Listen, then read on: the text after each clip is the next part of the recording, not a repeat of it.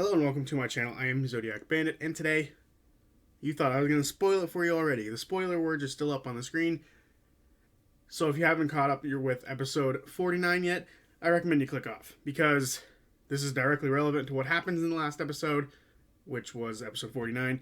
So, click off if you're not caught up, or you can stick around for a little bit and have it spoiled. Up to you. I'm not going to tell you what to do, but let's get into it. The topic of today's video is questioning if Imogen's mother is in fact evil or is doing something else. So you can look at it in a couple of ways from the viewer perspective of she either is downright evil and believes that this is the only thing that they could be doing or should be doing to resolve this whole Ruidus thing. Gods are evil, people are, evil if they worship gods, and we've been wronged our entire lives.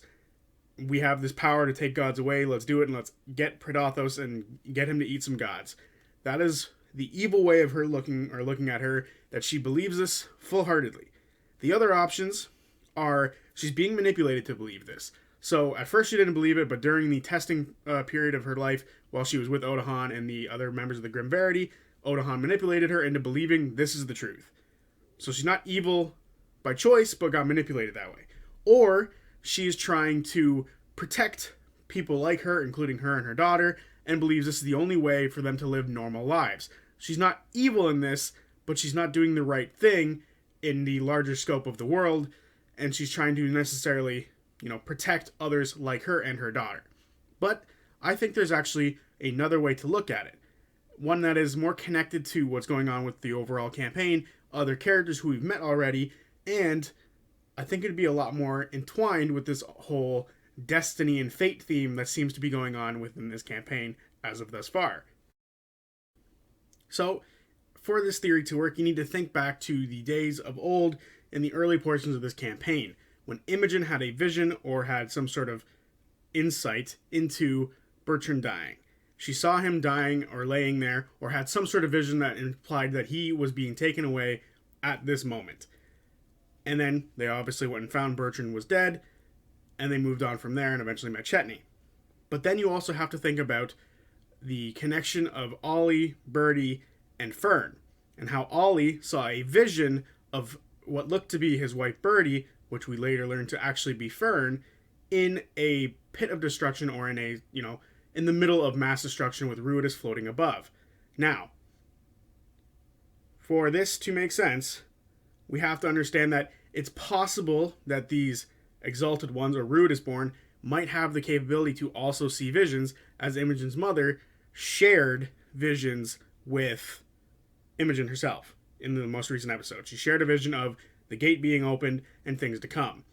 The reason I bring up the Bertrand thing is Bertrand wasn't necessarily dead yet, they just couldn't get to him in time, so then he did die, so she essentially saw a vision of his death. So now, with the understanding that maybe the Ruidus-born can see visions, and Ollie seeing this vision of Fern in the middle of everything, imagine when Imogen's young, and they're in the city of Jovan, her mother sees a vision of a younger version of herself in the middle of destruction being caused by Ruidus. But she knows it can't be her because it's too young to be her, and she understands that it's in fact her daughter, and chooses to run off by herself to try to stop it, which is when she joins the Grim Verity and starts getting research done, and then meets Odahan. She then sees that this destruction is still going to happen, so she joins up with Odahan and try to destroy it from the inside, but can't, and eventually realizes that her daughter has to get involved, but she has to be strong enough. So every time Imogen reaches out to her, she tells her to run and to stay away from what's going on with Odahan. And now, with the most recent interaction between the two of them, she now realized that her daughter can in fact reach out to people and communicate with them in their dreams, and believes now is the time for her to be strong enough. And then she created herself, in Imogen's mind, to be a villain, saying that she believed all of this was what was necessary to happen, but in actuality, she knows that Imogen needs to be there, so she's pulling her toward there now. She didn't tell her to run in their last conversation. She showed them a vision of what could happen, which might or might not be the actual vision, and didn't tell her to necessarily join, because at this point, if Imogen was strong enough, you would think Liliana and Odahan would benefit greatly from Imogen joining. But instead, her mother showed her a vision and then pushed her away again, making her sort of want to come even closer as she knows her daughter is coming. So that is her setting up the path for her daughter to sort of come in and take this whole thing out and, end what's going on. And she's putting herself in a position of being a villain to make sure that Imogen is angry enough to properly use her powers and create this destruction.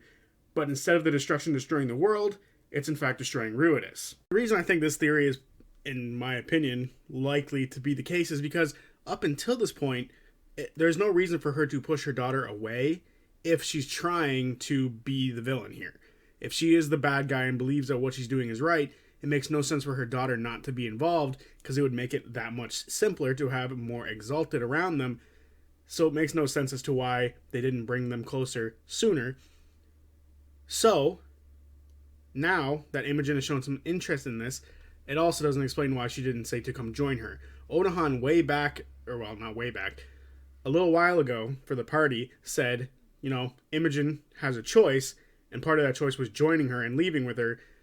But why didn't her mother extend the same sort of invitation out, instead choosing to close the dream?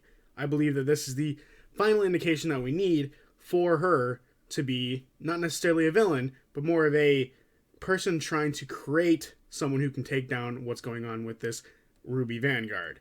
So, at the end of the day, what does this mean? I think it means, because many people have theorized that there's going to be a sacrifice play necessary, I think Imogen won't be sacrificing herself, but her mother, Liliana, will sacrifice herself in place of Imogen so that this can all end. And then, it's a big twist because up until this point, she's looked like a villain. And Odahan's going to be caught by surprise by it because she thought she had Liliana on her side. So I think that's what this is all leading toward, a Liliana sacrifice play, which will greatly upset Imogen, but it means that Imogen doesn't have to sacrifice herself, which I think is much more positive for us viewers, because sacrifice plays with players, while it's sad and emotional, there's also probably a million ways to avoid them if they just do more thorough planning. And now with Matt having this, in my opinion, he set up another character doing a sacrifice play, and it's up to you whether you like the idea of an NPC playing a sacrifice play or not. I would prefer it to players personally, but that's just me. So let me know down below what you think. Do you think she's straight up a villain, or do you think she's more along this line of trying to create something to get rid of this because she can't do it? She's not in the position to be able to do it. Odahan is watching her like a hawk, so to be able to do it herself isn't possible. So let me know what you think down below about this whole idea of Imogen's mother potentially being like the good guy in disguise here, and everything she's been doing has been pushing Imogen toward becoming the Ruidus Ender sort of thing. So, that's been me. I'll see you guys on Friday for another video. Peace.